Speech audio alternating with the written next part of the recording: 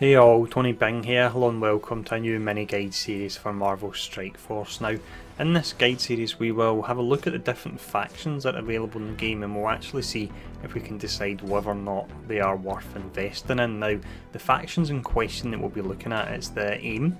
We have Avengers, the Defenders, we'll have a look at Guardians once the rest of the characters are out.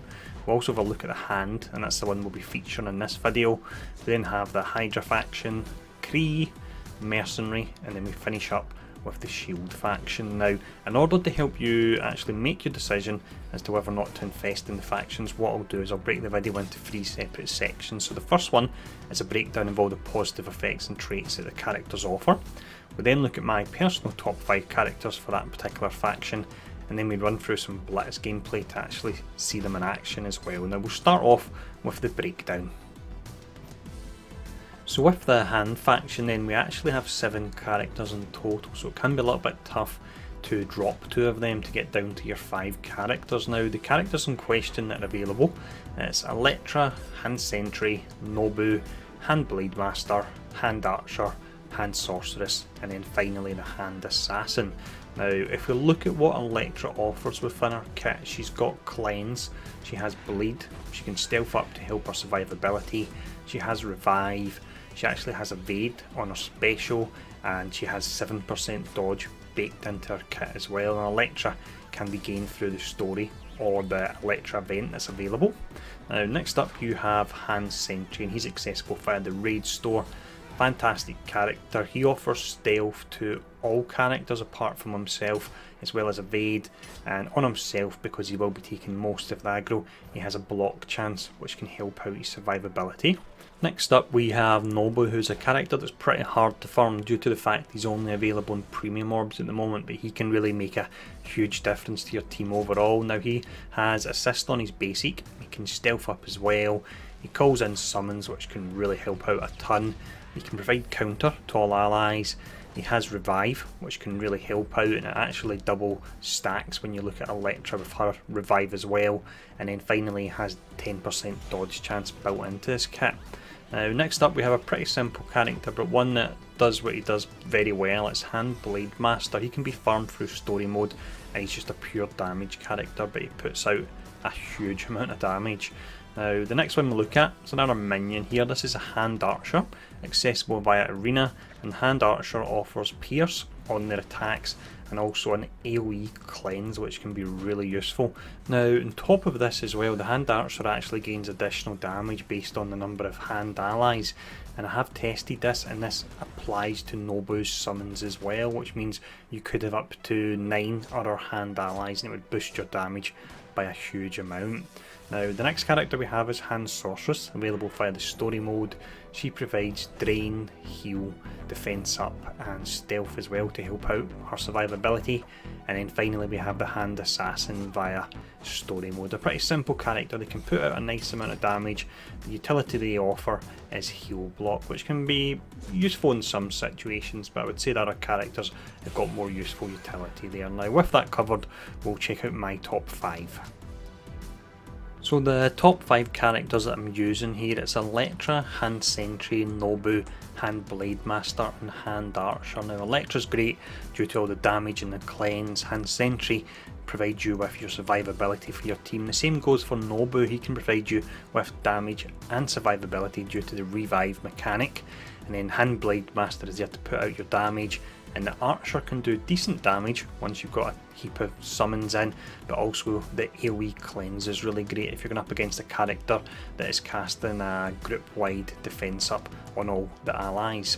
Now, the 2 characters that we're not using are Hand Sorceress and Hand Assassin.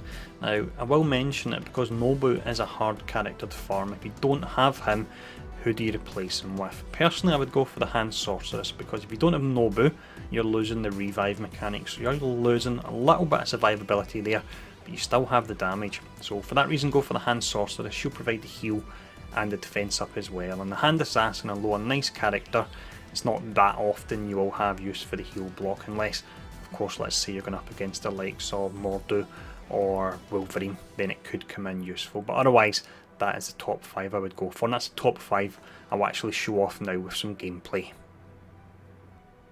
For this gameplay then, we've worked our way up to tier 8 in Blitz, and I decided to go that high because I'm pretty confident that if we don't clear this one, the hand team still should do pretty good, because they're a really good faction and one that I do recommend you invest in. So we can see the opposing team 8,000 points higher, so that's over 10%, and you've also got the fact that I've got quite a wide range of power in my hand team, and that does play against you when it comes to Blitz. But despite that, let's give it a try and see how we get on, and let's show these characters off. Alright, so here we go. You'll notice Electra's given evade to a random hand character there, so that's pretty nice. It's very nice when you run her with only hand sentry on his own. So let's see, who do we want to take out first? We want to take out Crossbones as soon as possible. He gets to detonate off and it's game over really.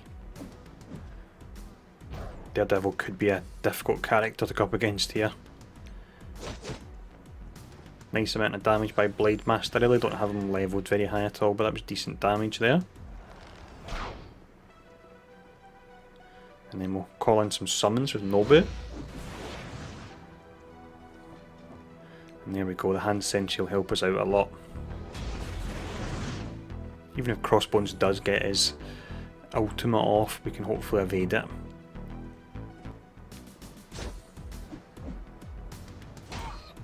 Not doing a huge amount of damage here because, as mentioned, the team range is actually a little bit all over the place, and that means you can actually have a lot of trouble. I figured it would be fun to try tier 8 anyway with this team to show them off. Electra should do a nice amount of damage here. There you go, she almost took him out. Really do like that ultimate a lot. That's Crossbones down before the ultimate went off, so that's great. Next we will, let's see who we go for. This is quite a difficult one to be honest. We'll just go for the AoE here, see if we can remove some of the counter. There you go, he dodged it anyway.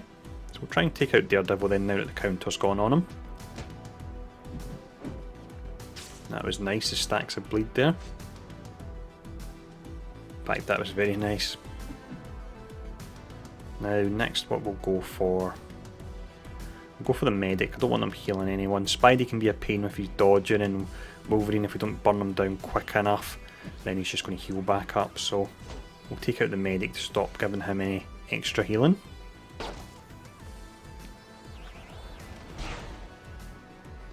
If we do this, I really will be quite impressed, and it will be testament to how strong the hand team is.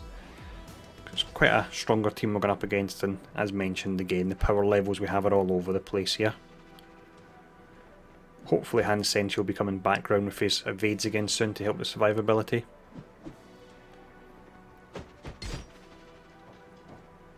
Stealth up on Electra. I just noticed we've not had any revives yet. I wonder if we'll get lucky and get any of them while we're playing. That would be nice to see.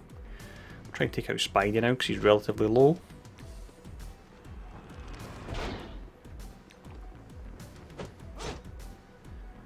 And there we go. Pretty certain we've got this one in the bag now.